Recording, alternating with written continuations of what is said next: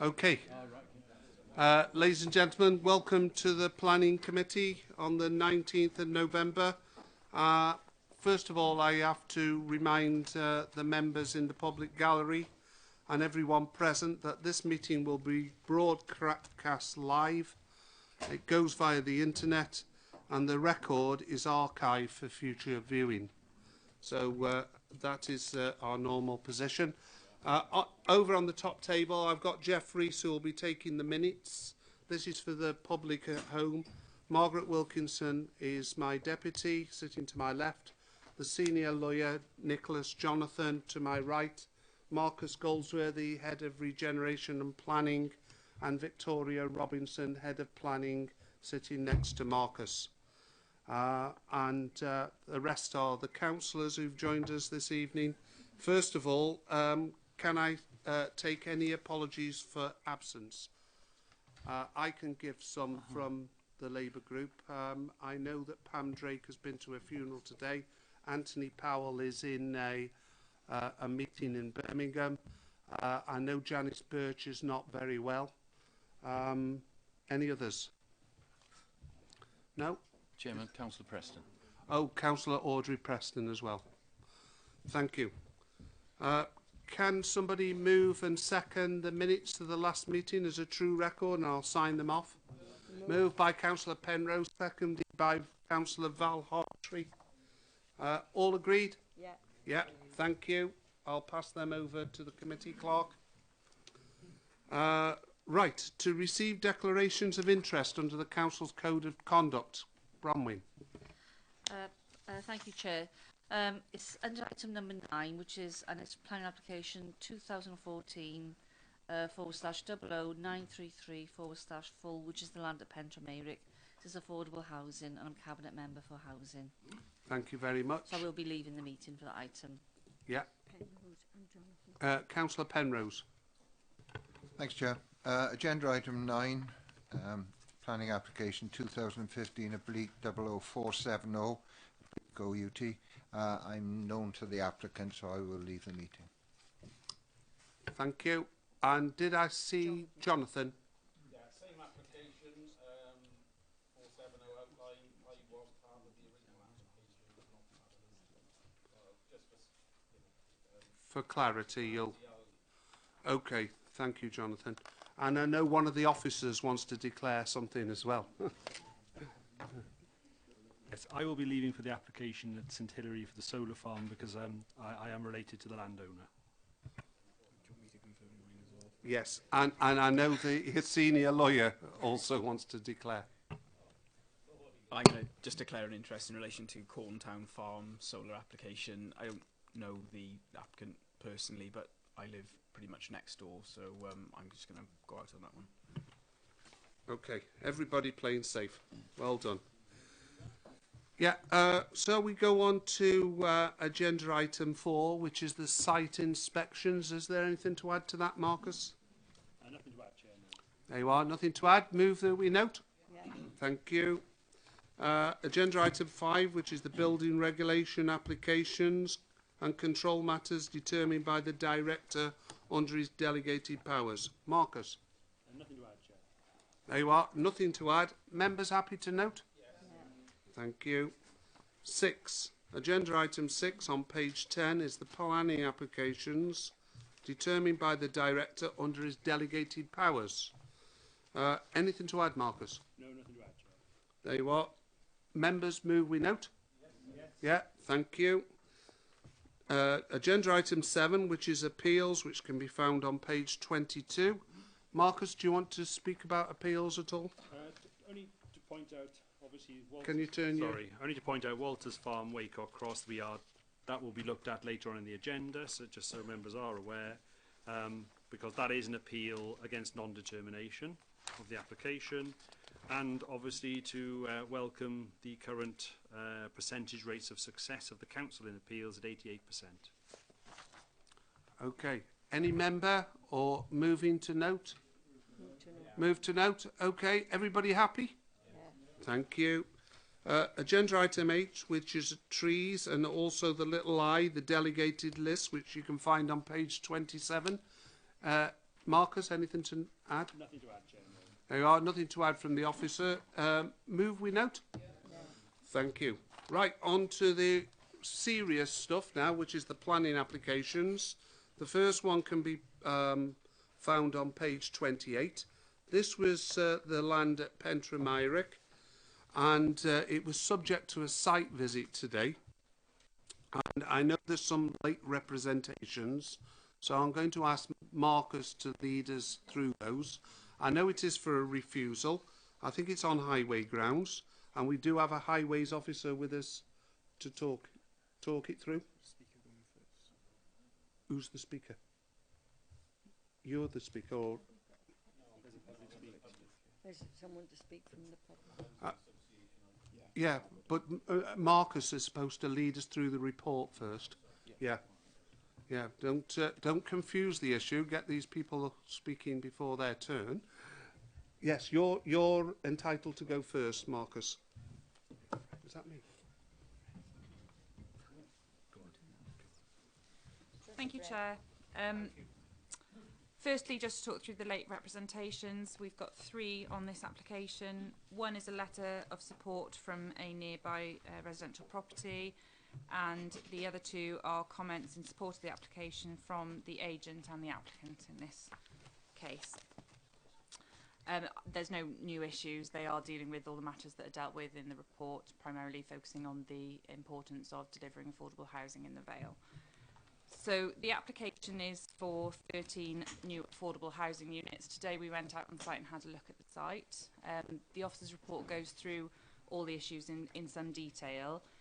It's fair to say that the need for affordable housing is proven and established, and officers are not arguing with that, but it's about whether or not this is the right location for this type of affordable housing accommodation. And the primary reason that officers are concerned about this application is to do with providing safe access to public transport connections, primarily being the bus stops on the A48 quite close to the site. We have, as you'll see from the report, received an objection from the Highway Authority in terms of highway safety and members of the public crossing that road.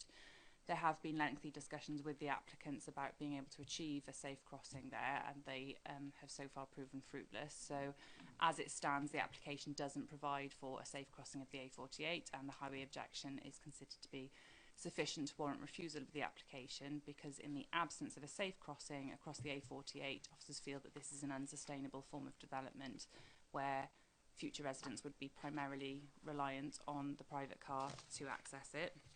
I'll just briefly go through the 3 reasons for refusal which have been outlined. Firstly, as I've alluded to, in the absence of an adequate crossing or safe access to sustainable modes of transport, then the development represents an unsustainable form of development, contrary to policy.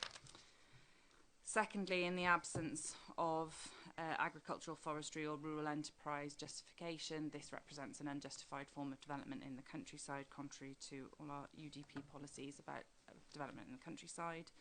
And thirdly, the issues in terms of the Section 106 agreement, because again, agreement hasn't been reached with the applicant about the Council's Section 106 requirements in respect of education and public open space. And those are referred to in the officer's report. Thank you. Is there anything you want to add for the highways engineer before I get a speaker to speak for, or do you want to keep your powder dry? It's up to you. Okay, thank you, Chair. Just to add that there's no prescribed scheme for crossing on the A48, and it's really for the developer to propose and justify the extent of any pedestrian crossing scheme to make crossing safe in that area as part of the development. Thank you. Thank you. Okay. I think it's Mr. John Hurley. Is he here? Mr. Davis, is he? Land at Pentre-Myrick, John Hurley 4. That's changed. That's an old one, is it? That's an old one, sorry, Chairman. Yeah. It's okay. There's an update. They have given me the updated one now. Right, it's Mr. Matthew Davies 4. He's for Havard Housing Association. Are you sitting comfortably? then you can begin, and you have 3 minutes. Thank you. I would like to highlight some pertinent points in respect of our application to deliver a 100% affordable housing scheme in the rural Vale in accordance with our rural housing pledge. Rural housing should serve the needs of those with connections to the rural communities in the Vale, ensuring the long-term sustainability of these valuable yet sometimes underserviced communities. It is, after all, these communities that feed into and sustain wider facilities such as village schools. The officer's report references the housing need and considerable waiting list for the area. To demonstrate this, the authority received 56 applications for 10 social rented properties at the former Emporium Garden Centre at Llangan. This is a truly unique opportunity of free land for the provision of affordable housing, offering the opportunity to deliver affordable housing at reduced cost, freeing up social housing grant to deliver more affordable housing in the Vale. At the public consultation held in March 2014, all attendees were encouraged to complete a questionnaire, and 70% of responses we obtained were supportive of the proposals, with a number who expressed formal interest already living in Pentremeirig and Pentllyn. We have submitted this site on the basis of it being an affordable rural exception site, with Planning Policy Wales confirming that the sensitive filling of small gaps or minor extensions to such groups, in particular for affordable housing to meet local need, may be acceptable. TAN 6, Planning for Sustainable Rural Communities, specifically states that planning authorities should recognise that a site may be acceptable even though it may not be accessible other than by the private car. I'm not going to shy away from the response in the officer's report, which highlights highway safety issues in the vicinity of the site. This is a matter we have discussed and tried to resolve on numerous occasions. However, all suggestions put forward to officers, even as recently as yesterday, where a simple, repeated suggestion of reducing the speed limit in the area have been met with negativity. Whilst the issue of a safe crossing point for the potential occupiers is recognised by Harvard, I would raise that, regardless of our development proposals, this is a situation which currently exists, with the majority of bus stops on the A48 requiring current residents to cross the highway, often in areas where speed limit is greater than those experienced at Pentremeirig. As an alternative to utilising a public bus, Harvard Housing have confirmed that we are more than happy to contribute £26,000 through the 106 to promote valuable Green Links bus provision, ensuring its long-term sustainability.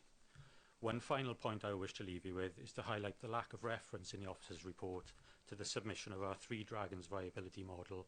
This has been submitted with requests on a number of occasions that this is used as a basis for discussion in respect of Section 106 contributions. I wish to thank you for the opportunity to address the committee this evening. Right, okay, thank you. I think members can ask you any questions they like. Okay. The first one that I would ask you is, where on the A48 have the council allowed building on the opposite side of the road without making any provision for a crossing? It's evidenced across the A48 that there are existing bus stops the other side of the A48 opposite existing clusters of housing where speeds are an hour, not 50 mile an hour as per Pentremeirig. Yeah, but they're already existing. That's what you just said. They're already existing. But yeah, it's not where the council have allowed planning to. But we're offering a solution to reduce the speed, to reduce the risk and the hazard presented by crossing the road, which has been met with negativity for what we see as a fairly simple process. So I'll ask the highways officer what you've proposed to reduce that list, which he finds not acceptable. Is that a fair question?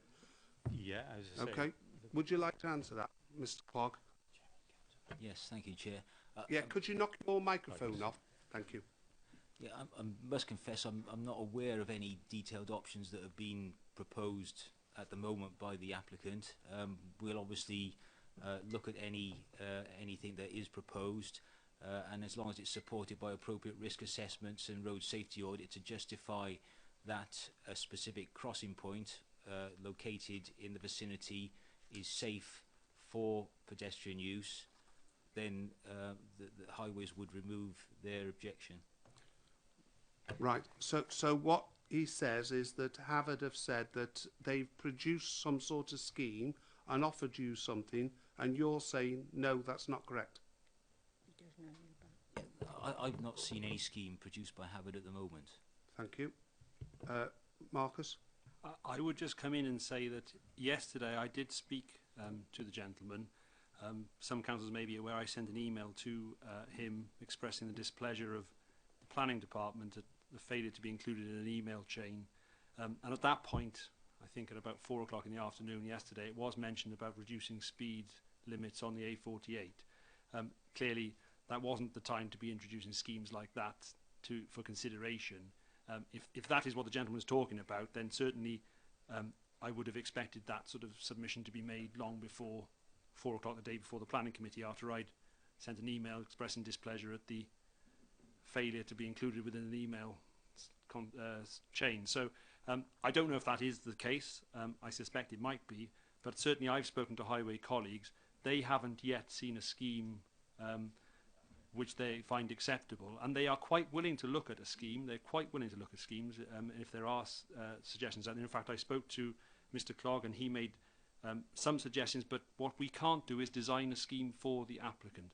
It is for them to come forward with proposals. We don't have the resources to design schemes, whether it be for housing associations or for other housing developers. And it is a common problem that developers do come to us and say, well, you're not telling us what we need to do.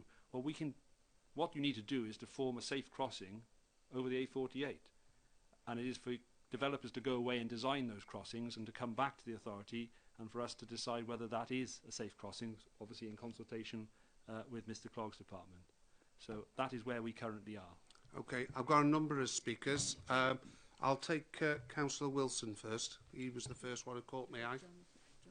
Hi, thank you, Chair. Can I just ask the gentleman a couple of questions? You mentioned about possibly building some sort of scheme to mitigate the issue of the highways. Could you enlighten us as to what sort of scheme you're looking at to do, apart from just trying to get the authority to reduce the speed limit? And the second question is, would you be willing to look at the 106 agreement, so perhaps you're looking at the funding for such a scheme if we need to do it in conjunction with the local authority? Okay. Yeah, we have proposed. We've looked at refuge islands with the authority. We've been told that that presents a danger in that we've got an obstruction in the middle of the carriageway. We've looked at providing crossing points because of the staggered nature of the bus stops as they are at the moment. That's been dismissed by the authority. Yesterday afternoon at 4 o'clock, which it wasn't 4 o'clock, it was earlier than that, but that wasn't the first time we've raised the issue of reducing the speed. We've come up with various options. Highways officers have steered us away from those options, but as I say, we can go back and demonstrate that we have presented a number of options on a number of occasions to officers, and they've been rejected. In terms of making a contribution, that is something that we can look at, but obviously we need to be made aware what the solution is that we can make that contribution.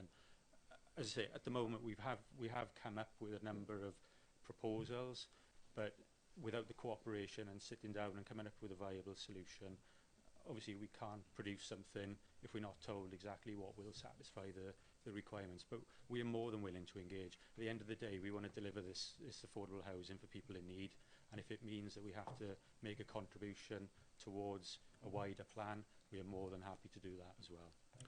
Okay, I've got a couple of more speakers. Jonathan Bird was next. Thank you, Chair. My question actually is to Michael Clogg, and it's a couple of questions. Do we have any figures on current accidents involving pedestrian crossings at those bus stations, if any? That's one. Two, do we have any future plans for the junction, Pentremyrig Cross Junction, as far as a traffic lighted or controlled, some form of a controlled junction, because it is a problematic junction, and I did wonder whether in the future that might become an issue. And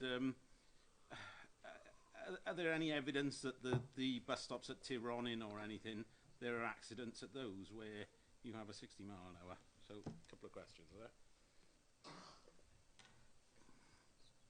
Okay, thank you. I'm not aware of any collisions at the Pentronic Junction involving pedestrians. With regards the proposals for any improvements at that junction, we have in the past undertaken a feasibility study to look at various options to improve the junction, and those options range from signal control to roundabout options, but they haven't progressed, mainly due to cost at the present moment in time.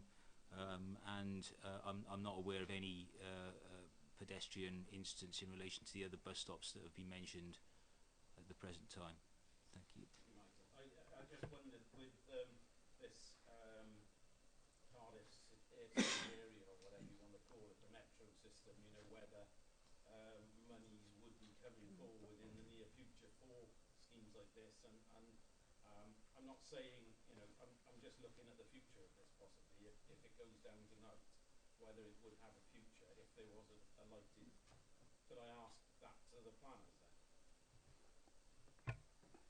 I think we've been quite candid on this. Yes, there are 3 reasons for refusal here, but if you look at those and read through them, they all relate back to the fact that you can't safely access public transport.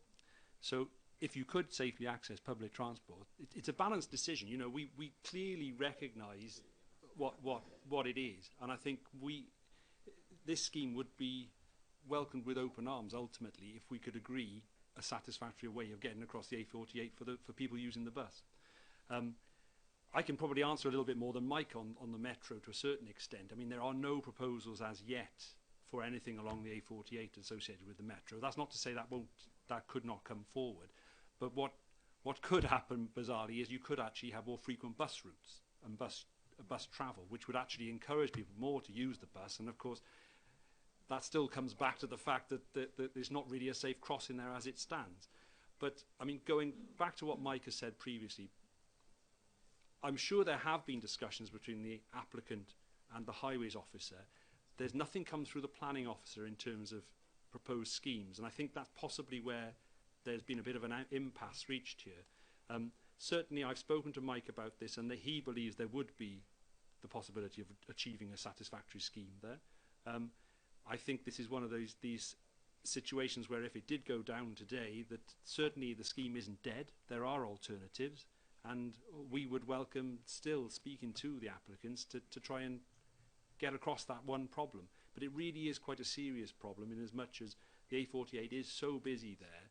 We recognise there's an existing housing development obviously, but what you don't want to do is make that situation worse.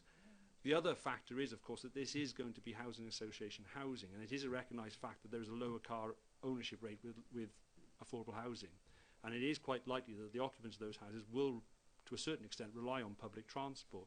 So we want to be sure that there is safe access to that public transport. Okay, thanks for that, Marcus. It was John Drysdale. Mr. Davis, sorry, let me move the mic.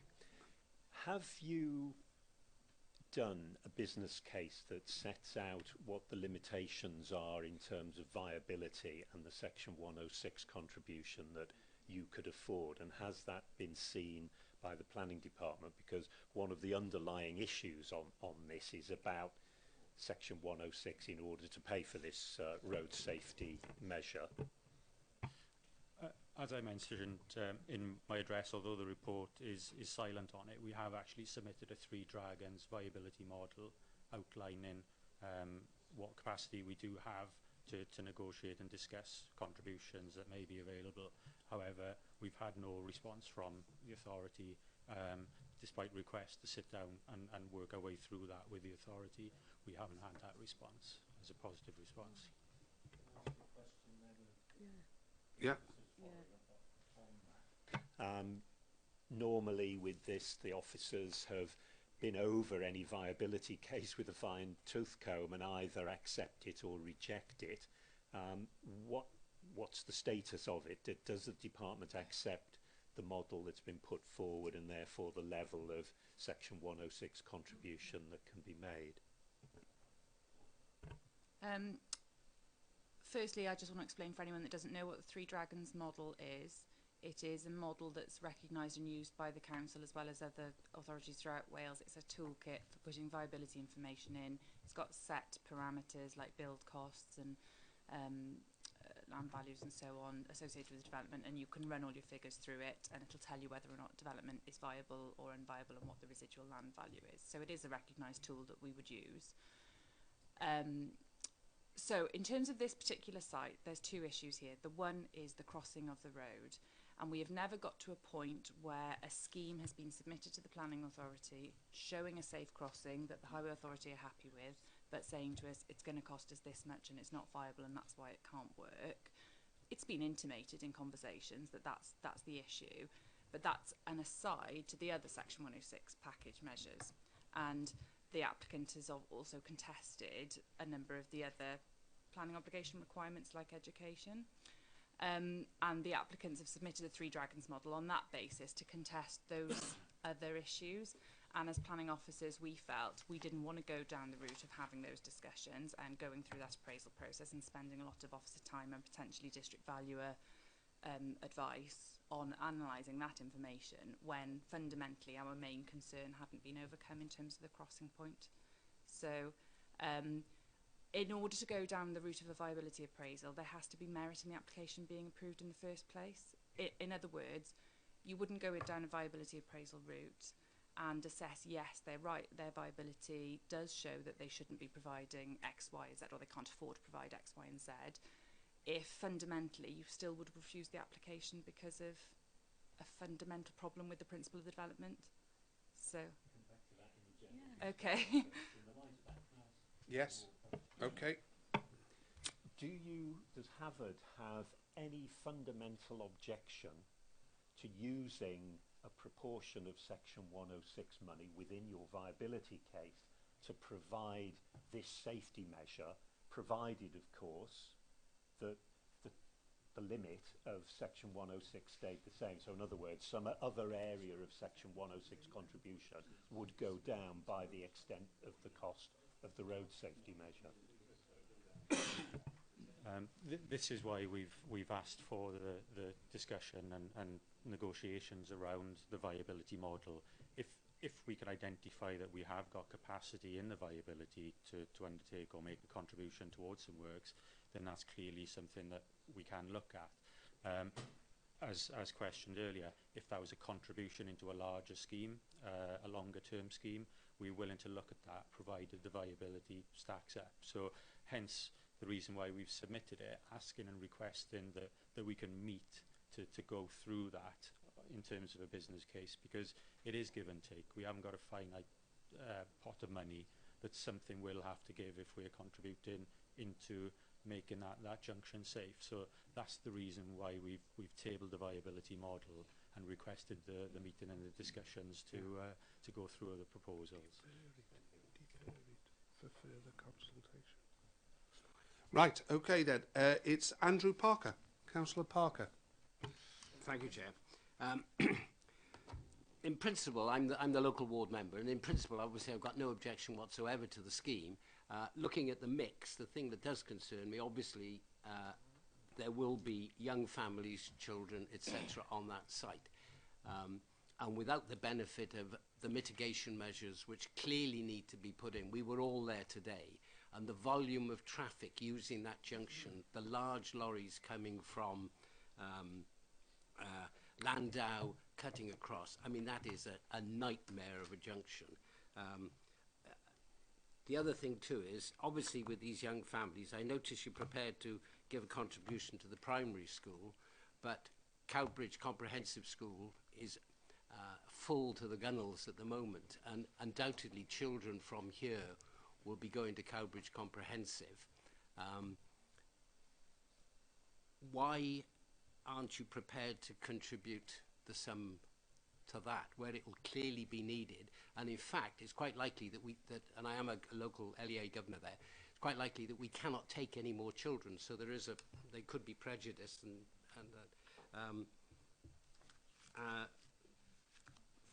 fine, I do want to accept the officer's recommendation for refusal. So I won't propose that now. I'll get the question and Yeah. perhaps you can come back to me. Okay. Again, it's back to the viability of the scheme and negotiation around the viability and the ability that we've got to make the contributions. If we're able to make them, we can do, but the viability model we've presented at the moment shows that we aren't able to provide all the contributions. How you portion that up, we can have further discussions on, but that's what the viability model is showing at the moment. Did you want to come back now, Andrew, or do you want to wait a little while till you've heard? Yeah, okay then. Councillor Gwyn Roberts, I had next. Thank you, Chair. Thank you, Mr. Davis. Can I just, we've gone through a number of sort of details of how we might progress this, but it seems to me that overall there's a clear implication in all your statements that you accept that the crossing arrangements for the A48 are unsatisfactory at this point in time. It's a question of how they're being dealt with. Now, it seems to me, I don't particularly want to go into too much detail in terms of what your viability assessment is, except that I know that the land was gifted, so I don't see how that makes it tighter in respect of the viability, but I'm not going to go into that. The bottom line is that you are accepting that there's an unacceptable risk on that crossing now. It's a question of how and who deals with it.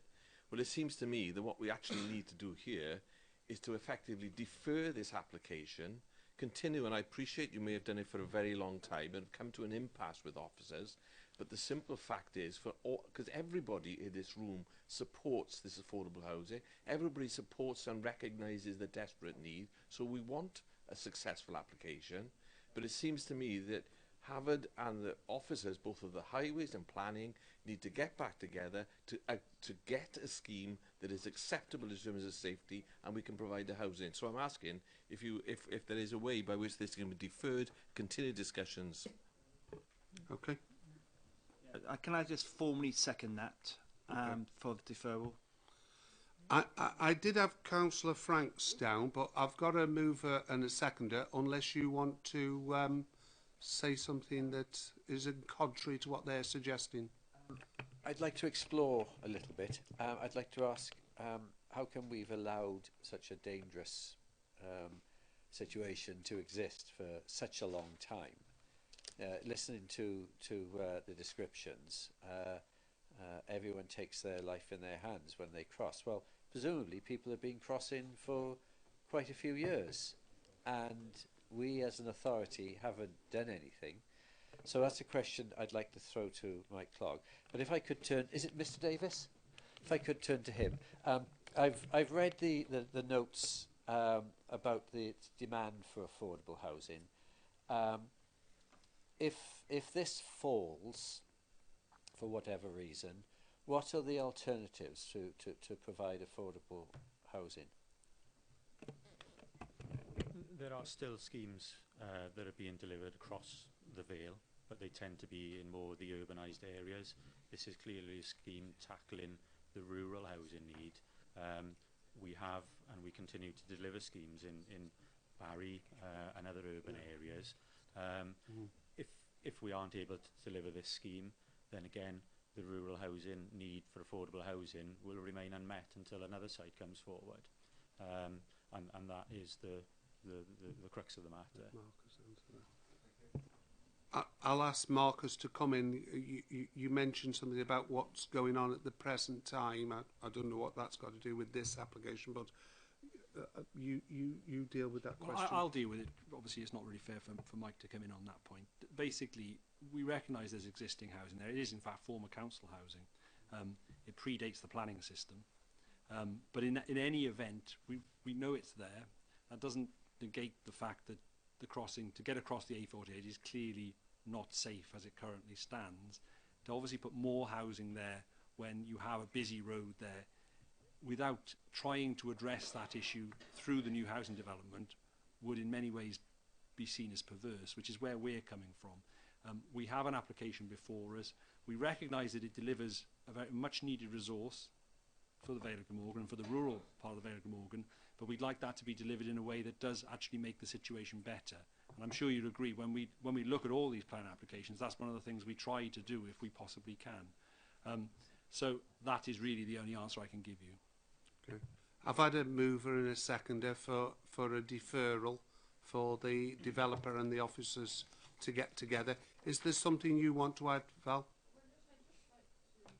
Ask, what is the average cost of reducing a speed limit? And we've got it at Bombleston, and the other one I can never remember. 50, 40, 30. And Pentramirek has always been a difficult junction with Lisworney as well. But what would you say reducing the speed limit would cost, roughly?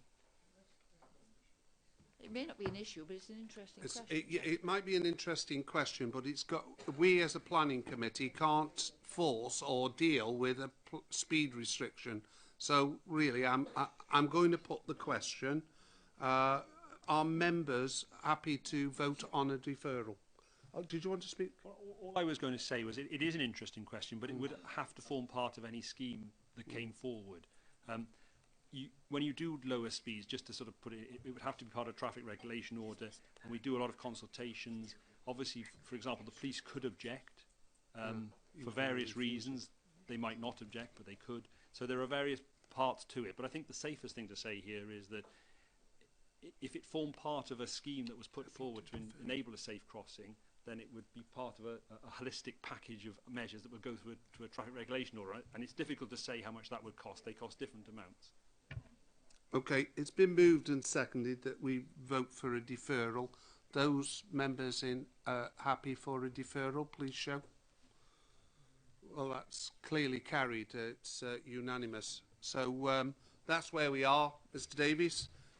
We'll no doubt see you again in the future when you've sorted out some sort of safe crossing point with the officers. Okay, thank you for that.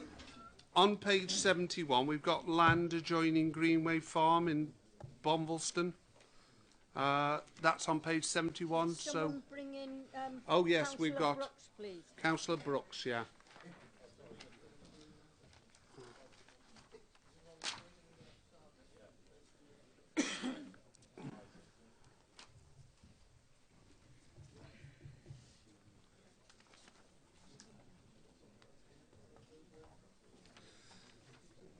Okay, Councillor Brooks, for your that was adjourned for officers to have further talks with the developer. Okay, so we're on page 71. This is land adjoining Greenway Farm in Bombleston. It's over to the officer to deliver that report, and I think it's Victoria Robinson who's going to. Oh, you're going to do it, are you? Right, there we are. Marcus Goldsworthy will lead us through it. Thank you, Chair. Yes, members may recall actually that last planning committee we had an application for farm buildings at this site, or a new farmstead in fact. This is the dwelling that's associated with that farmstead. It has been the subject of quite extensive negotiations, but mainly regarding the size, but also regarding the design of the dwelling.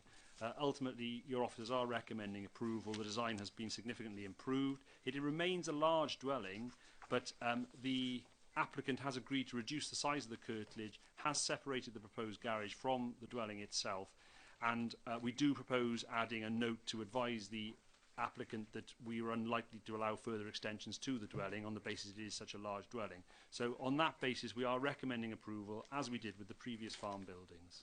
Local member? Do you want to turn your mic on so people can see you, Jonathan? Oh, delightful. I'm sure they all want to see me, Fred.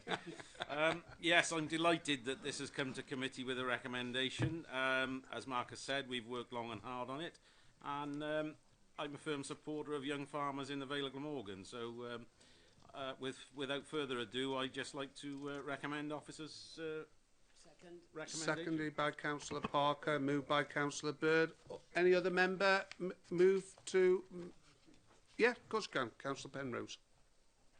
I'd just like to ask the officer to clarify. I mean, on the previous application, we wanted a highway scheme. On this one, the local community council is put an objection because the same A48, and having lived in Bombleston for 7 years, I know exactly the dangers of traffic in Bombleston. but we are putting it as a condition that they come up with the scheme. Is this a farmer who's built this? Because I hardly feel a farmer will be using public transport. I'm talking access to A48 on a highway safety, not Right. to do with, yeah. Yeah, It's existing. but not obviously to the standard that highways want, because they're asking for an increase in the actual splay. They're asking for room for a 16.5-metre articulated lorry to stop. I just found it a bit strange that in one application we're asking for the highway scheme to be developed, for the scheme to be approved. On this one we're recommending approval, and I accept that the conditions could be met retrospectively, but I would have thought perhaps the applicant would have come out with the scheme at the same time. You know. Anything?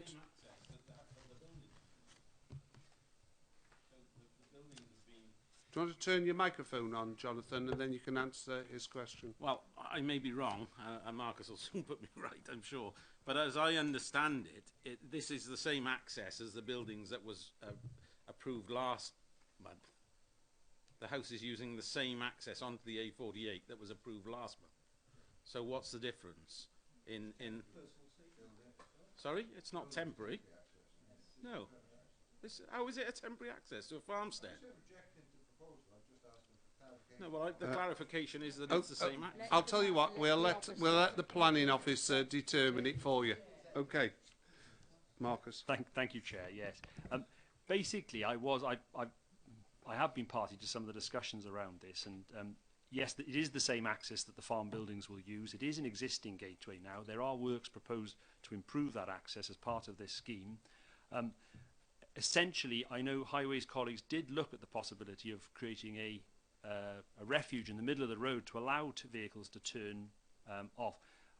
But essentially, given the volume of traffic that was involved, given the position where it was in terms of the A48, a straight section of the A48, given the speeds that were involved, they felt that actually, because it had already been used for farm vehicles to access in and out of in the past, this was an improvement of that access.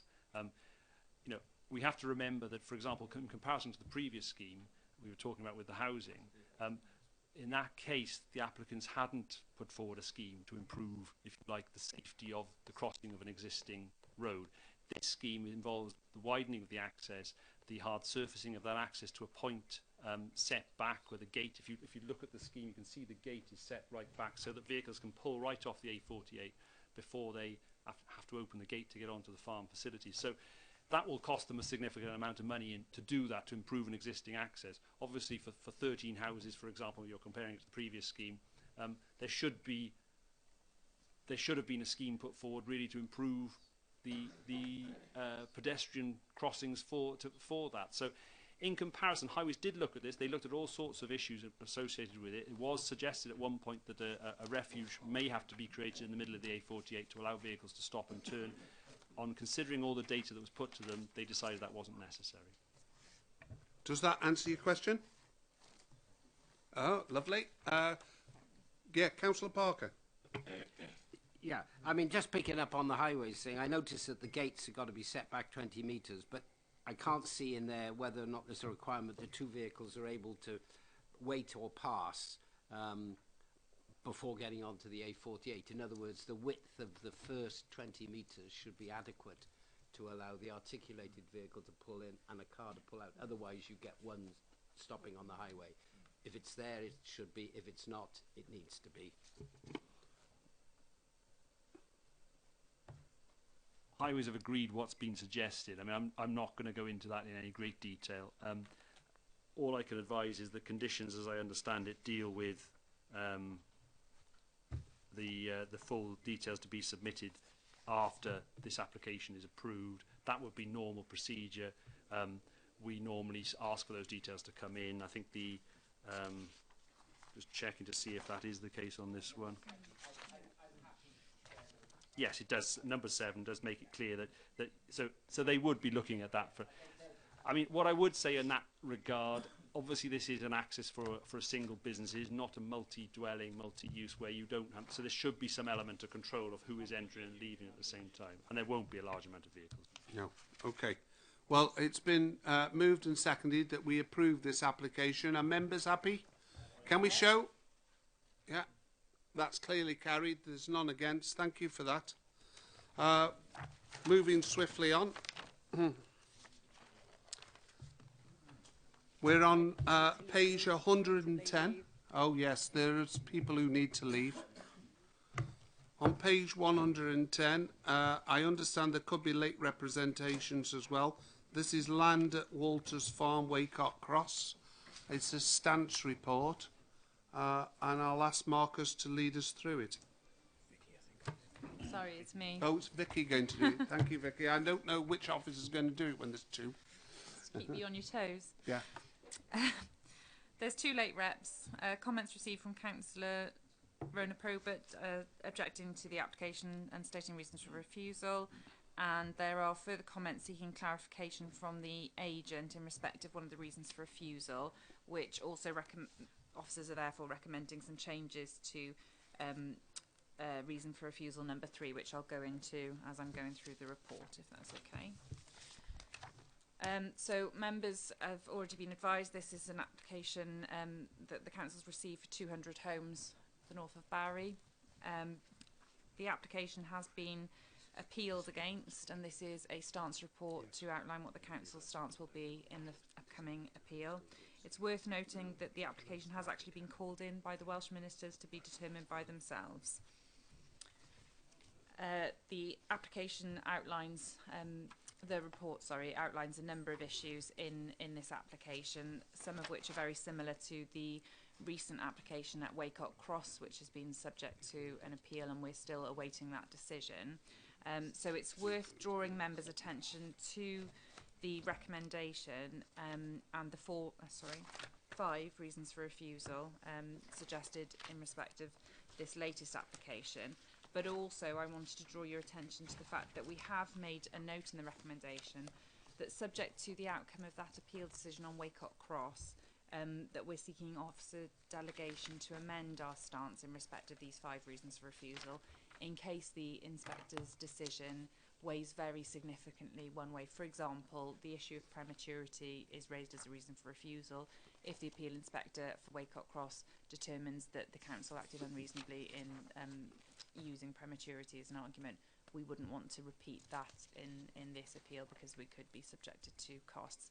Similarly with the other, there are similar issues for both sites, so we will be looking carefully at that appeal. So just to clarify that for members. So going through the reasons for refusal in this case, the application site is clearly outside the existing defined settlement boundary in the unitary development plan and going forward into the local development plan, therefore it represents unjustified development in the countryside. The second reason is the visual prominence of the proposed development, which is within the Duffryn Basin and Ridge Slope Special Landscape Area. The third reason, which has been amended in the late reps, deals with the absence of sufficient details to suggest that safe access can be provided into the site without causing detrimental harm to the hedgerow and visual impact of that. The fourth reason is to do with the prematurity argument that I touched upon in terms of the predetermined decisions about location and scale of development in the local development plan. And the fifth test relates to ecology, because the statutory tests for dealing with protected species and habitats haven't been proven to be satisfactory. So with all that in mind, that's what officers are recommending. The stance for the appeal is that we would have refused the application. Okay. Any member want to speak on it? Well, I think Jeff indicated first, and then I'll take Jonathan. Okay. Okay, thank you, Chairman. Oh, sorry. Yeah, I didn't realise. Can we take Jonathan? Are you sure? Yeah, because he is the local member. Yeah.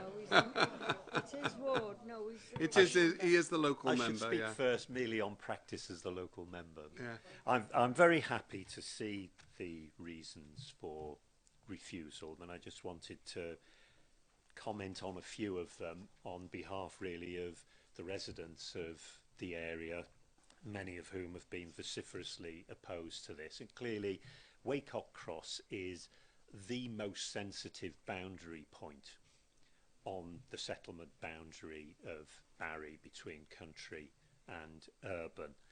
And this particular application, as with the other one at Waycock Cross, it's very clear division at the moment. You go past the roundabout, you're in the country, going north or going west. That will change.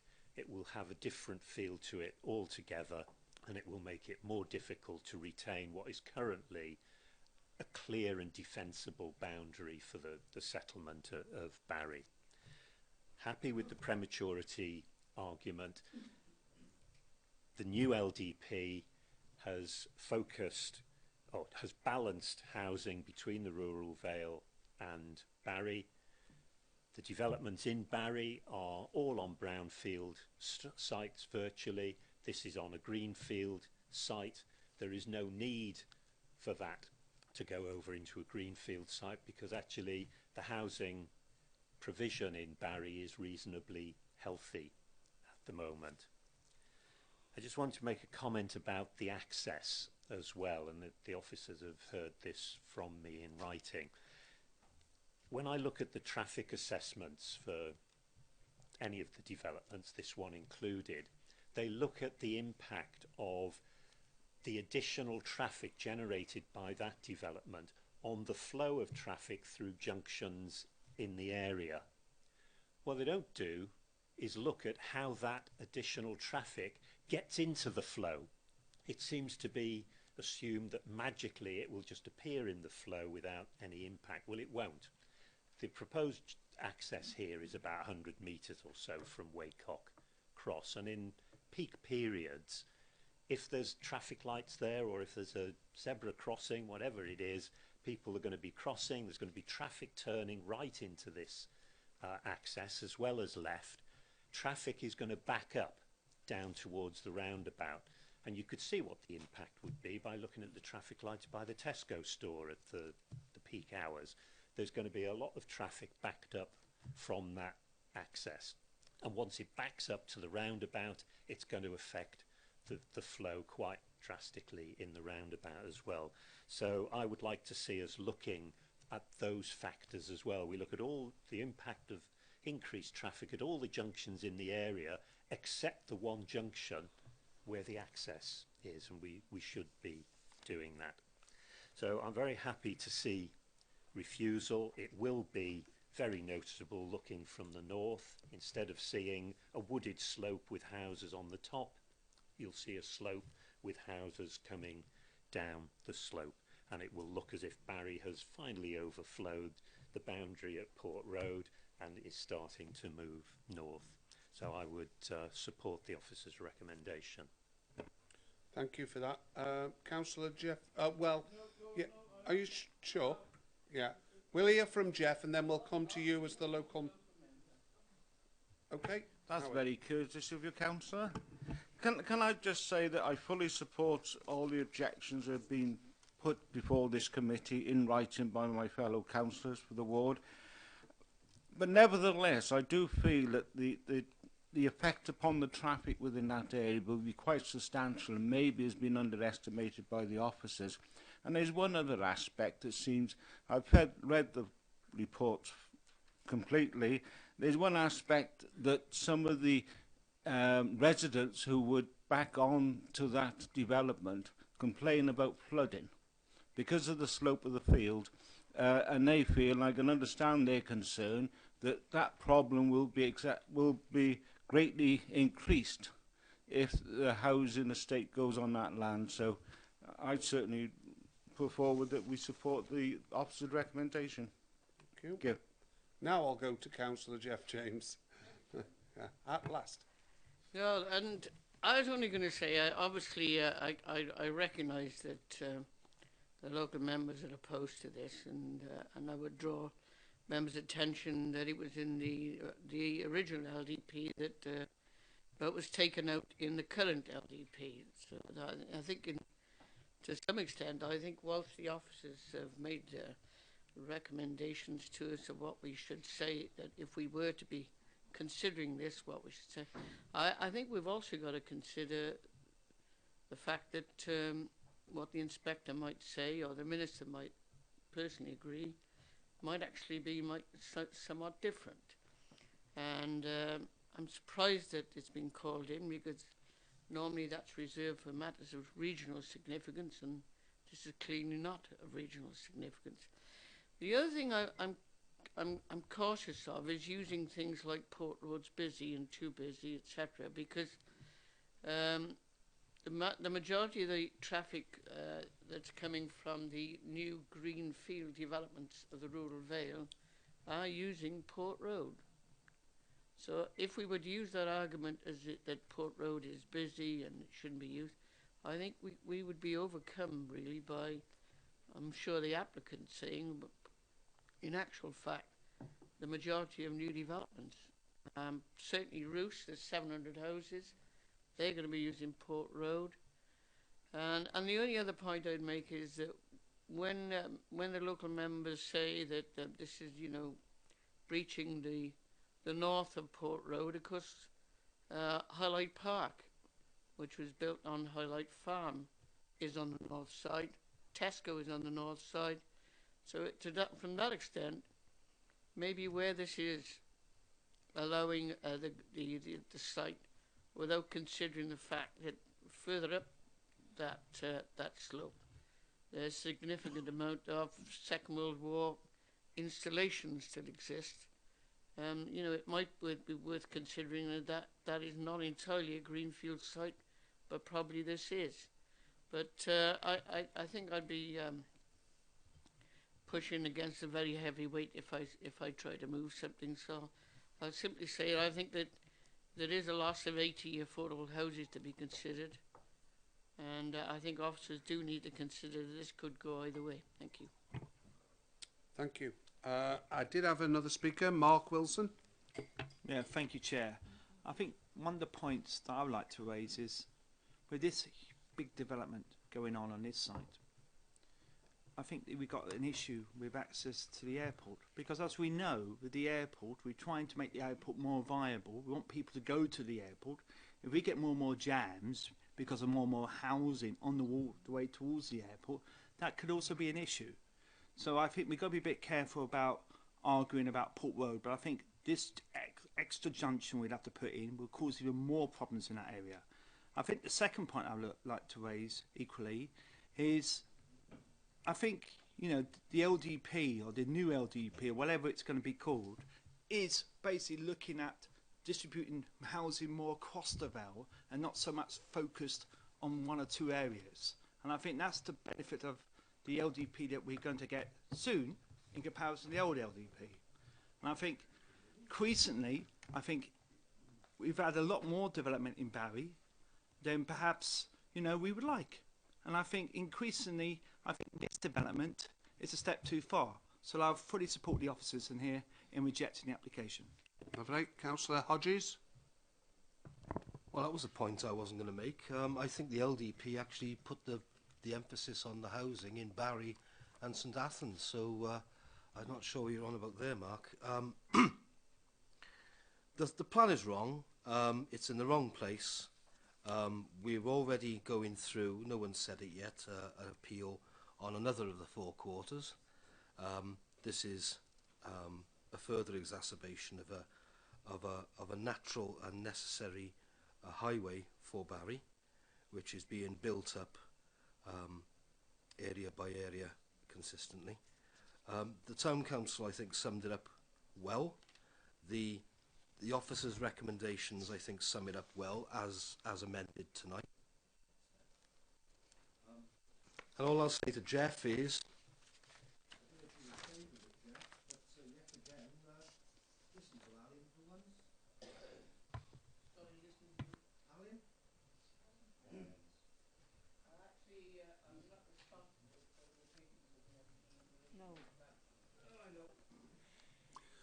Oh, okay.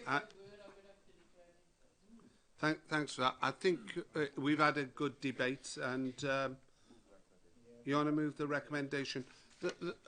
Obviously, I'll just tell the public that members of the Planning Committee note the above conclusions and agree that these form the basis of the Council's case in the current non-determination appeal and that the application would have been refused for the reasons set out in the report. So that's what we're voting on. Plus Vicky's amendments. Would you like to just mention those amendments, Vicky? The amendments are set out in the late reps.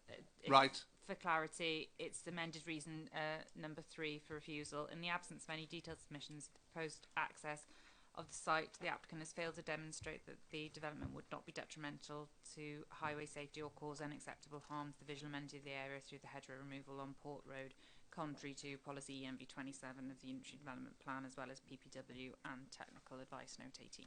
There we are. With that amendment, those members in favour, it's been moved and second of the officer's recommendation, please show.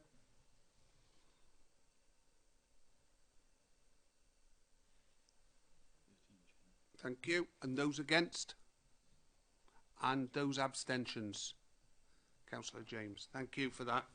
Well, it's been a good debate and thank you for that. Would you fetch in everybody else? I think you know somebody. I think you know somebody. Yeah. So, thanks very much, Gwyn. Yeah. He's got a community meeting. Chairman, before we move on, as a point of order, can I ask Councillor Hodges to withdraw his remark relation to Alan Cairns' opinion on the previous site? That's got nothing to do with my opinion on this committee. I think Councillor James is saying that it doesn't have anything to do with informs no basis. If you accept that, that's fine. I accept that. Yeah. But, what will Alan say? Okay. Thanks for that. Right, we'll move on then. We move on to the farm lane south east and south of St Hilary. I think this was subject to a site visit today. I don't know if there's any late reps. Marcus Goldsworthy has left the room, but that leaves Victoria Robinson to deliver the report. Thank you, Victoria. Thank you, Chair. Just to confirm, there are a couple of late reps on this one. Comments from the agent in support of the application, and also we received 27 duplicate letters of support and a sample letter has been attached in the late representations. So members that were available today on the site visit, it was quite a dreary day, so the visual impact was somewhat diminished by the mist and the rain, but nevertheless we did get to have a good tour of the rural lanes around St Hilary. So the application is a major development for a solar farm. The site is located within the Lower Thor Valley Special Landscape Area in the countryside, and the application is for a reduced site area of approximately 9 hectares for a 3.75 megawatt scheme for solar energy. The report obviously details the site layout plan and the proposed heights of the solar panels, which can be seen in the cross section.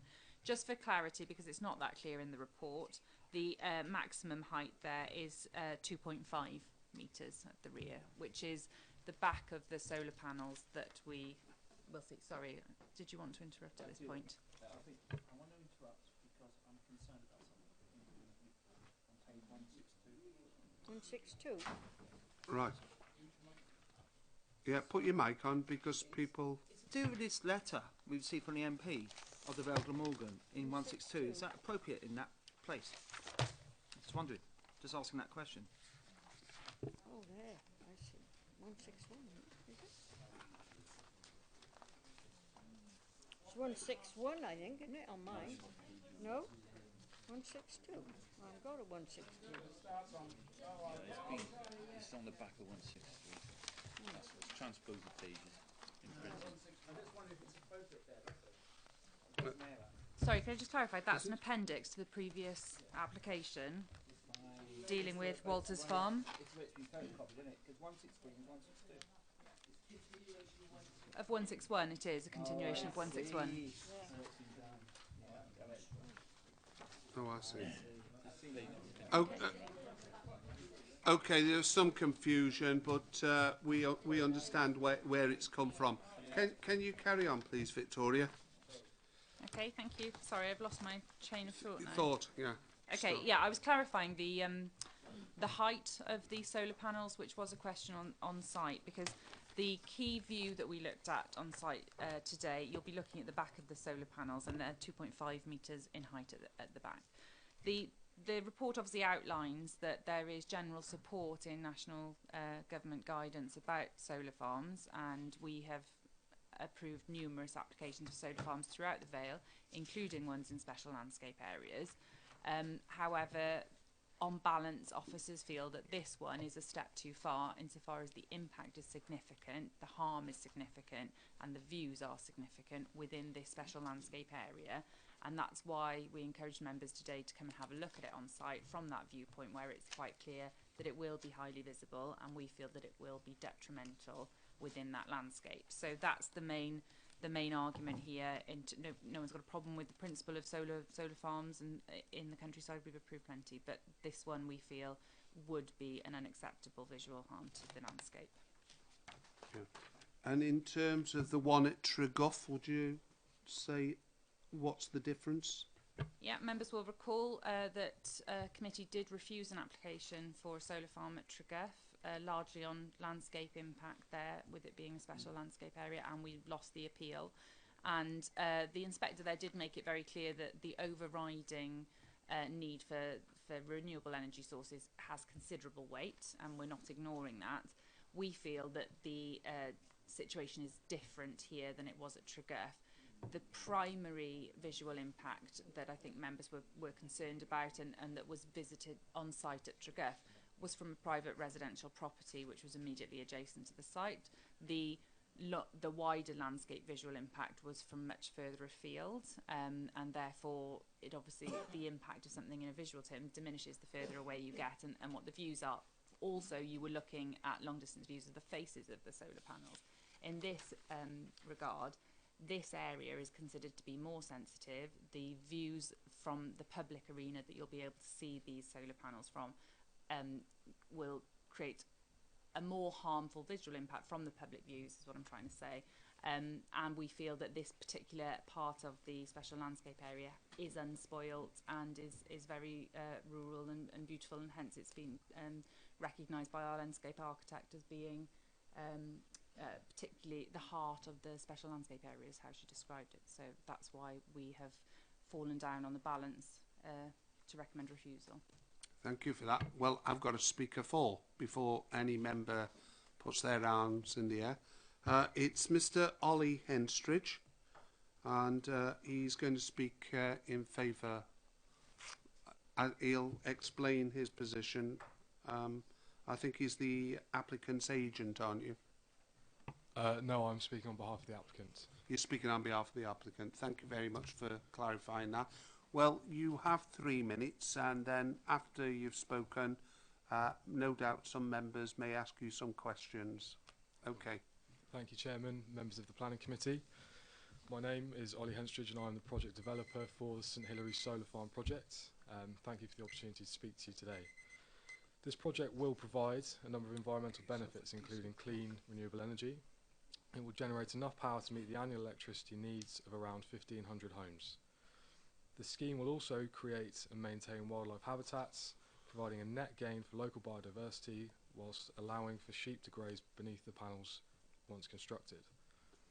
In addition to this, we'll be providing a community contribution of £2,000 per installed megawatt for local projects and initiatives. Solar Century will also look to create opportunities for local organisations and suppliers to become involved in both the construction and maintenance of the solar farm where possible. We were extremely surprised and disappointed that our application has been recommended for refusal, especially as it is fully compliant with local and Welsh Government planning policy, and the recommendation is as a result of a landscape objection, the basis of which is a single viewpoint. The application has subsequently been reduced by 25%, removing the top western field in order to satisfy the landscape concerns. With an exception to this one viewpoint, there have been no objections from any of the statutory consultees. These consultees have been satisfied with the plans we have submitted to the Council and are content with the scheme to go ahead. With over 130 letters submitted to the council from residents who believe the scheme should go ahead, there has been a considerable show of local support for the St Hilary solar farm. We do not agree with today's recommendation when the reasoning is based on only one undesignated viewpoint. Those of you who were in attendance of today's site visit will know that the location is on a narrow and winding road. Therefore, I encourage you to vote on this application based on the professional opinions presented from each statutory consultee in considering the support from within the Vale and in balancing whether it is appropriate to refuse this application based on one viewpoint.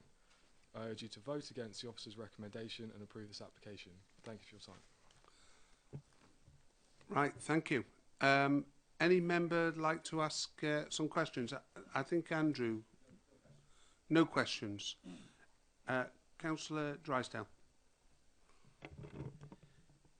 You mentioned about sheep grazing underneath, and if my memory serves me correctly, I think there's a reference to the panels, the rows of panels being set further apart than is usual because of sheep grazing. Is that right?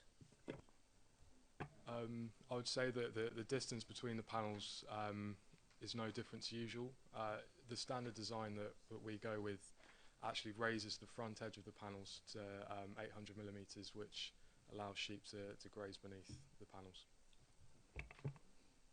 Okay. Any other member like to ask any questions? No? It's okay for you to step down from the hot seat now and relax over there. I think some members may want to ask the planning officer some questions.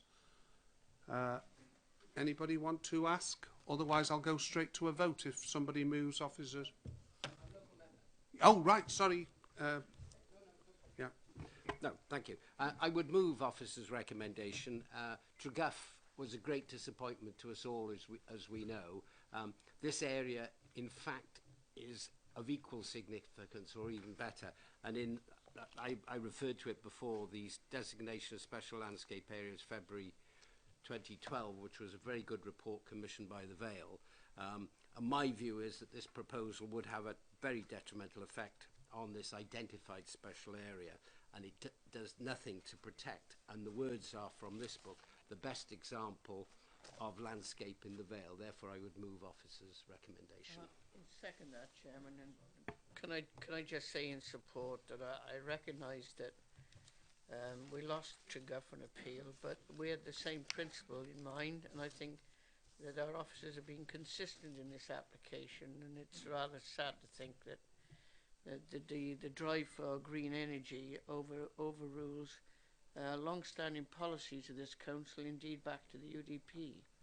So I'm happy to support the officer's recommendation. Okay. Councillor Drysdale.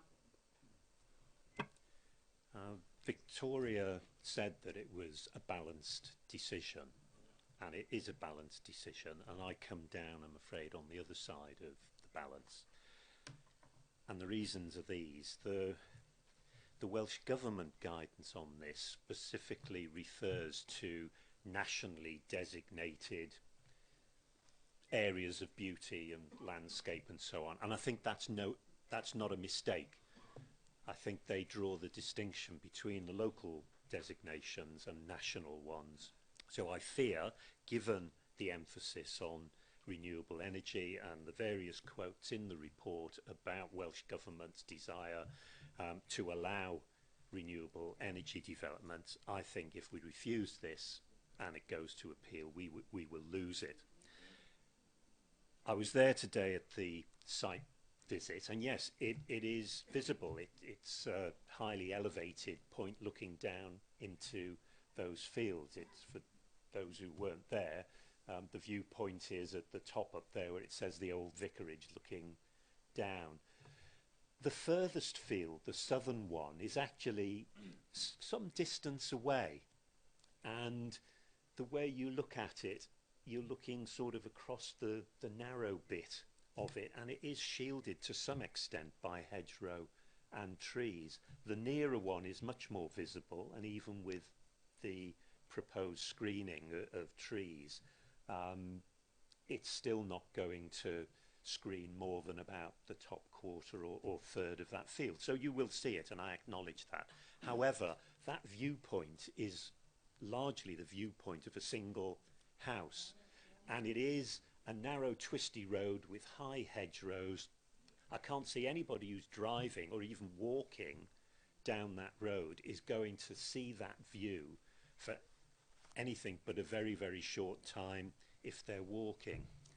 And a thought has occurred to me with the point about from that viewpoint you will see the back of the solar panels. That means you're going to be looking at them edgeways on, looking down to them. And that's why I asked the question about the distance between. You will probably be able to see quite a lot of grass between edgewise on solar panels. So actually the impact from that viewpoint may not be so great. But it is a matter of balance. I come down on the other side and I would not go with the officer's recommendation on this one. Okay. Councillor Parker, did you want to come back? Yeah, I mean, just to correct what I feel, I mean, that is sitting in the bottom of the valley, and I'm reading again because it makes it much easier. The valley is confined, sinuous low valley with steep wooded sides, hedgerow, field, valley floor, and streams and wet ditches contributing to biodiversity. That sits in the bowl right near Gigman Farm, and I can tell you, I know that area very well, and we've walked around it a lot. That will be seen from far more places than we saw this morning, and I would happily walk John around if you'd like to spend a few hours to convince him of his error. Thank you. Well, it has been moved and seconded that we refuse this application. Did you want to just come back? Okay. Thank you. I just wanted to clarify the point. You have emphasised the advice in PPW about national designations, and it is quite clear, and it was clear in the inspector's report on Treguff, that more weight should be given to national designations like national parks and areas of outstanding natural beauty. But that's not to say that it overrides special landscape areas, and we need to weigh up. Special landscape areas do have the additional weight that Planning Policy Wales doesn't, insofar as it is development plan policy, and that does carry more weight in decision making than guidance. Now, the guidance can supersede. I'm not convinced it does supersede. I think you need to look at the two things next to each other, and I don't think that we can just ignore our special landscape areas, and I feel that we would be ignoring their special qualities by allowing this development, which we've acknowledged and our own experts have acknowledged will have a harmful effect on it. Okay. It's been moved and seconded that we refuse this application. Those people who want to refuse it can show their hands now.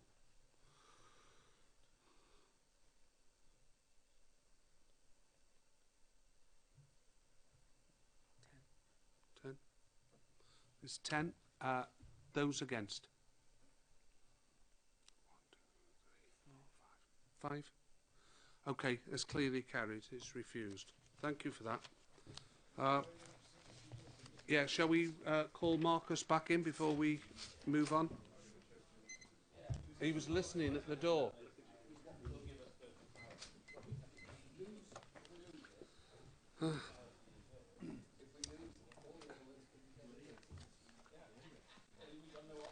Okay, we're now on page 207. This is Morpher Farm, Morpher Lane, Lantwit Major.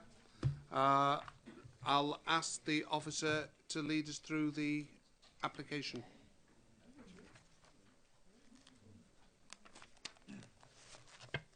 Thank you, Chair. Again, another application for a solar farm. We do have late reps on this one from the council's drainage engineer, and that has led to a suggested amendment of condition number 23 to deal with the drainage matters. This application, unlike the last one, is actually for approval, recommendation for approval of a solar farm.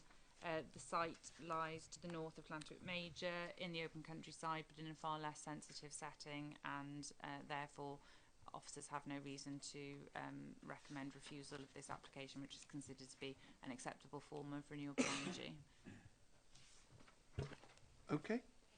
Thank you. I do have a speaker for.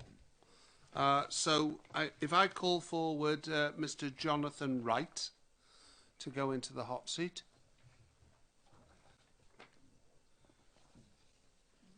Thank you, Mr. Wright. You've got 3 minutes, and if you want to, would you like to say where you're from? I'm from Lightsource. From Lightsource. Yeah, we're the applicant. Okay, you're the applicant. Thank you.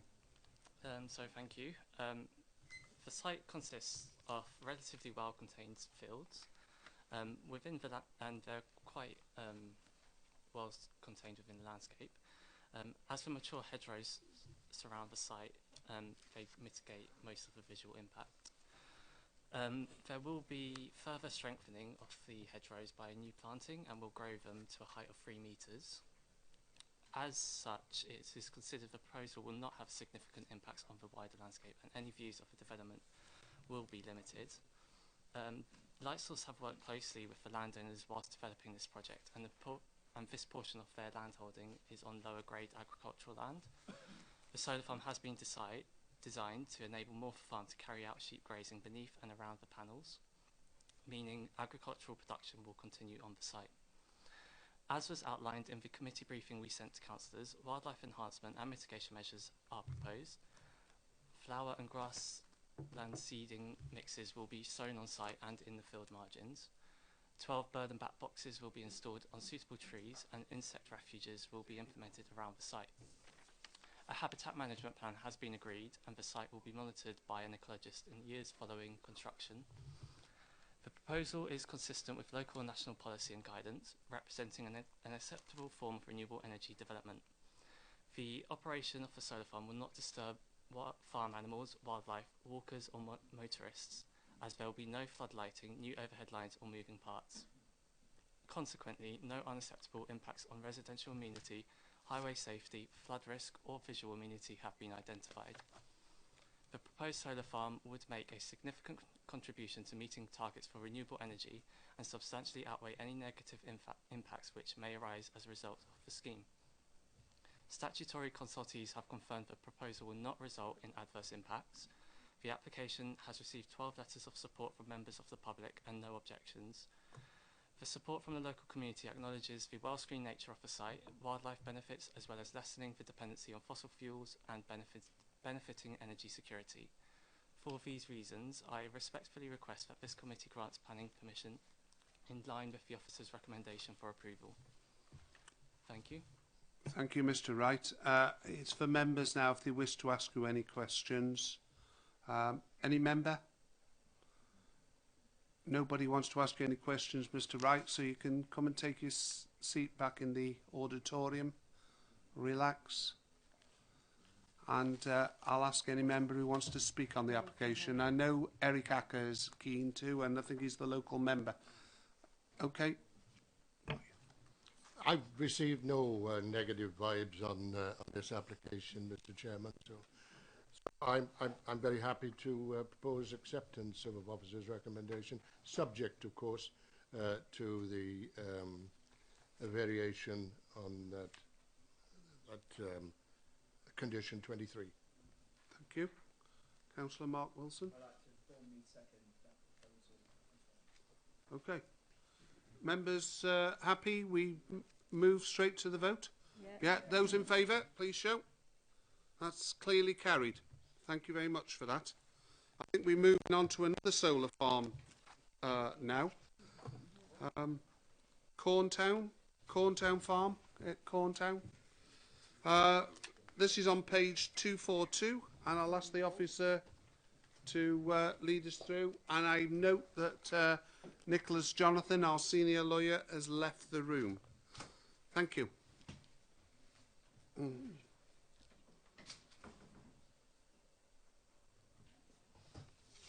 Thank you, Chair. Again, I draw your attention to the late representations. We've received comments from the agents, and this has led to suggested amendments to the conditions, which are mainly typographical and are set out in the late reps. Again, this is another application for a solar farm which officers have deemed to be acceptable. It is on land just to the south of the A48. The proposed plans on the screen show the difference. The scheme was originally for this larger development. It's been amended to remove the top field to reduce some of the visual impact of this. This development will be visible, quite visible from the A48 as you drive along what's known as locally as Crack Hill. But given the location, it's not recognised as a special landscape area. It's not considered that the impact of this development will be significantly harmful, even though you will be able to see it, and therefore officers are moving to recommend approval. Okay. Any member would like to speak on it? Who moved it? Councillor Hodges moved and Councillor Jonathan Bird seconded. Does you want to speak on it? Thank you. Yeah, thank you, Chair.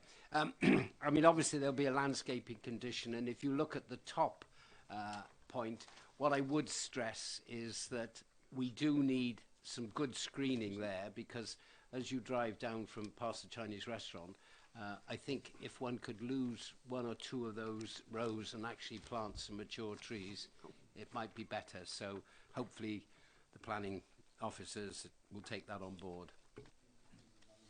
Okay. Well, I've had a mover and a seconder, but I've turned over the back of this sheet and I see Mr. Nick Davies would like to speak for. But I'm just wondering whether there's any point in you speaking if... no, you might talk us out of it, Mr. Davies. Very wise. Okay. It's been moved and seconded for approval. Those in favour, please show. That's unanimous. It's your lucky night, Mr. Davies. That saved you getting in the hot seat. Thank you. We'll call the officer, Nicholas Jonathan, the senior lawyer, back into the room. He's back already. I hope he hasn't been listening at the keyhole. I heard your voice. Oh, there you go. Okay, we're on page 281, which is 103 Tinworth Road, and I know there's a speaker going to speak against this proposal, so I'll ask him to come up shortly, but I'll hear from the officer first about this proposal. Thank you. Thank you, Chair. Yes, this is an application for children's play equipment to be located to the side. It's not really to the rear; it's to the side of the existing public house. Well, it is to the rear. If members will recall, we went here on a site visit some time ago. There was an area we actually saw which had been demarked, but that wasn't part of the previous application. This obviously is now shown. It is to the car park is in front of it. There is then a seating area which was granted planning permission under the previous application. This is for a play equipment, including a swing and a small wooden boat type structure. Your officers are recommending approval. Would this normally have to come to planning committee for... No, I understand the local member called it in. Right, okay. And does it require planning permission? I've never known a play area. Is there some change in... There are no permitted development rights in terms of public houses, but obviously, as you members may recall, when we discussed the use of the land for a beer garden or for a play yard, for example, that wouldn't actually need planning permission. It wouldn't be considered to be a change of use, for example. But the actual items, strictly speaking, do need permission. You would be hard pushed to find any other public house that has applied for them if they have them, and we certainly wouldn't necessarily pursue them. But strictly speaking, there are no permitted development rights to erect these within the grounds of a public house. I think probably one other thing to note is this is that they're wooden structures secured to the ground, so they couldn't be classed as movable structures, where some bits of equipment are deemed to be ancillary and chattels. These wouldn't be deemed that because they are attached to the ground. Okay. Shall we hear from our speaker, who's against this application? It's Mr. Stephen Cunliffe. And if you'd like to come on up and take your seat. Thank you. You've got 3 minutes. And when you're happy, you can start speaking. Thank you. Thank you for the opportunity to speak. My name is Steve Cunliffe. First of all, this complaint is entirely about noise and its continuing escalating effect on neighbouring properties. So here is a little background information. Point 1. For donkey's years, this pub, the Tinnywood Inn, has treated its neighbours in a most shameful fashion. The playing of loud thumpity-thump music on countless Friday and Saturday nights often spoils the neighbours' relaxation in their own garden. Not only that, but the noise can often be heard indoors above one's own television. We have friends in Tourdoff Way, fully 100 yards away as the crow flies from the pub. They sometimes have the same complaint to make. Point 2. When we moved in some 16 years ago, there were no outdoor activities at the pub. The introduction of a smoking ban some 7 or 8 years ago prompted the creation of some 12 to 14 outdoor tables.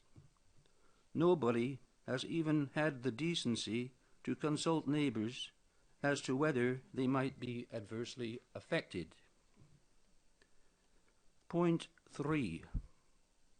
In April of this year, a beer garden was opened by the conversion of a quiet, little-used private car park. There are now a further 7 tables in a grassy area which are within 50 feet of 4 neighbouring homes. Your own environmental officer, Sue Brown, advised against them owing to the proximity of local homes. Together with the other existing tables, venturing into your own garden on a fine day or evening can be a most intimidating experience. There is the constant babble of loud talk, foul language, and raucous laughter. There are often children running amok and even dogs barking. I would like to point out that the nearby cherry orchard, they have some outside tables there. However, the nearest one is some 100 feet away. Can you draw it to conclusion? Well, I've got about 1 minute more to make. Unfortunately, you're only entitled to 3 minutes. Okay, let me finish the last part then. Okay then, I come now to the proposed children's playing area. I say that enough is enough. If Brains Brewery have behaved in a selfish and inconsiderate manner to the local neighbours for far too long, they should be held more responsible for their actions. If the Tinnywood Inn want a children's playing area, let them put it within the pub itself, as indeed many already do. The Ship Inn is one such example. In that event, at least any complaints would be directed against the patron's own children and not foisted on the unfortunate surrounding neighbours. Okay, can we call it a truce there, because we get the gist, but it's unfair on other people who take 3 minutes to deliver their objection. I've just got one more. Yeah, unfortunately, I'm not allowed to allow you to do that. Okay. Right, okay then. Members can ask you any question they like, and then I'll go back to the officer and then members can discuss it, okay? Yeah, could you turn your microphone off, please? Oh, sorry. Thank you. Lovely. Councillor Bird. Thank you, Chair. The speaker mentioned environmental health. I don't see in the report any consultation to environmental health. Did they have any comments made? I didn't see anything in this report. Yeah, no, I'm just, I'm asking our officers. It's unlikely they were consulted because ultimately we couldn't stop a play area here. No, okay. That's Okay. fine, thank you. Thank you. Any other member? Okay. Would you like to take a seat back down in the auditorium? And then, is there anything you want to sum up with, Marcus, since he spoke, or I'll No, open only it to to members? clarify, obviously with regard to that point, I can remember obviously the comments of the environmental health officer. They actually commented when they weren't consulted on the previous application, because unfortunately this is this strange situation where a beer garden or even associated play area does not require planning permission. The only thing that does require is any physical structures Play that might be equipment. placed there. Now, tables wouldn't require it because they could be lifted up and put back in. They're transient items. Because this is fixed play equipment, it does require it. But the actual use doesn't require planning permission. Obviously, were the neighbours to suffer continuous noise and disturbance, they can make a complaint to environmental health. That is a licensing issue in relation to the public house itself. Okay. Any member want to speak on it? Otherwise, we'll go to a vote. Councillor Hodges, then Councillor Bird. Thank you, Chairman. I remember the last application well. I was quite told off to object to 7 square concrete paved areas, or slabs. I'd lose it on appeal. I was being silly. You name it, everything under the sun. And lo and behold, what happens? A play area is slapped in now as well. I knew it would happen. I think we all knew it would happen. It's happening. It's happened. Chairman, I think we must take into account the neighbours. A pub has been there for a long time, but a pub is not a play area. A pub is a drinking establishment and an eating establishment. And if a pub, or a brewery in this case, wants to set up a play area, well, they've made a planning application and we're listening to it. And to be honest, it either needs to be in a different place, or it needs to be, as the suggestion was, inside the pub. And I fully agree with that. Not every pub has to entertain children. Not every pub has to entertain families. There are different pubs. There are different types of pubs. I think that this is overtreading the boards. Barry Town Council stated their objection. They knew what would happen with a beer garden, leading on to a play area. It was a rough old bit of land originally.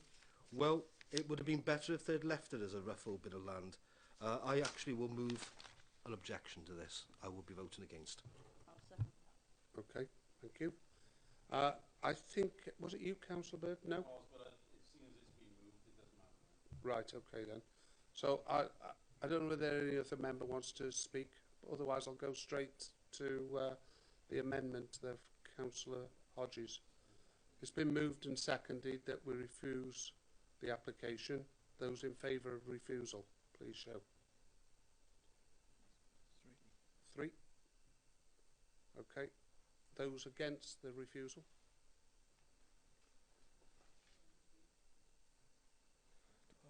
12.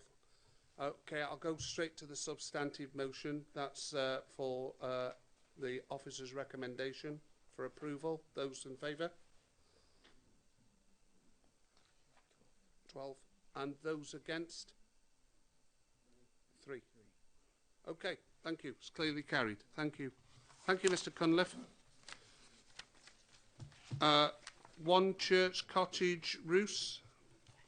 And I see this is on page 288. I think it was called in by the local member. Okay, would you lead us through the report, Marcus? Thank you, Chair. Yes, this is an application for a rear conservatory on this existing property, measuring 4.3 metres deep by 5 metres wide and to a maximum height of 3.25 metres. It is on the rear of the property, although as it just showed on the plan, it would be visible from the road that passes the dwelling. It is notable that the neighbouring property, which is adjacent to it, because it's part of a semi-detached pair, also has a conservatory. It is within the conservation area in Roos in Roos, but your officers have looked at it and consider it is not detrimental to the character or appearance of the conservation area and recommend approval. Okay. Local member. Thank you, Chairman. I think that, you know, these days everyone wants a conservatory or an orangery or whatever, and so I don't want to be a killjoy in this, so I'm not raising any objections to it. What I'm pleased to see is that in the recommendations that the material has to match the existing, which I'm pleased about. I've always been concerned that, particularly with there's two cottages here, is they're right in the centre of the village and in the centre of the conservation area. So I think the concern I have is to make sure that they're as sympathetic as possible to the conservation area, and that other buildings that don't have planning permission that could occur, that we if we're going to grant this, that we do so on the basis that we're vigilant with other buildings that might occur that don't have planning permission. And on that basis, I'm not raising any objections, Chairman. Okay, Councillor Parker. Yeah, a clarification. On the south-facing elevation, it appeared from the site plan that it actually sits on the boundary, and there are windows on that elevation tight on the boundary, which I think might require Can you see that if you look at the plan, just in the top corner? Yeah. There is actually a wall with just high-level windows in it on that boundary. Yeah. So it protects the amenity of the neighbouring property. So can you see it's about 2 metres high, the block wall. I know, and I'm confusing it with building regs and fireproofing, etc. But another day. Thank you, Marcus. Okay. Okay. Well, I don't know if there's any other member. If you want to move officers' approval to approve it, you are, and seconded by Councillor Parker. Okay, those members in favour, please show. That's clearly carried. It's unanimous. Thanks for that. And can I just mention to you that I'm talking to the officers about when we do site visits, that we do it all together in one minibus. Yeah, I think that following each other around like we do is just counterproductive and causes a few problems. If we get lost altogether. Yeah. Just don't let Chris drive it. Chris Hope? Yeah, okay. Yeah. Yeah. Yeah, we'll start off outside the building here. This is on camera, and that was on camera about Chris. Right.